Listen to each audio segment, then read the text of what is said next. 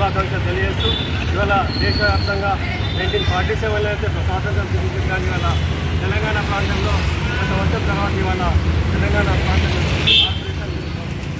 విలీనం కావడం జరిగింది. ముఖ్యంగా అనేక సంవత్సరాలుగా ఈ ప్రాంతము నైజాం నిరంకుశ పాలన ఉంది. ఇవాళ అనేక హింసల గురికావడం జరిగింది.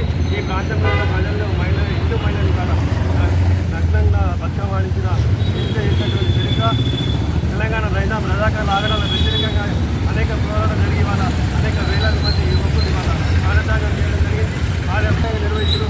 అధికారంలో రాష్ట్ర ప్రభుత్వం కాంగ్రెస్ పార్టీ అత్యంతగా చేసిన తెలంగాణ విమోచన దినోత్సవాన్ని అధికారికంగా నిర్వహించాలని చెప్పి సందర్భంగా డిమాండ్ చేస్తారు.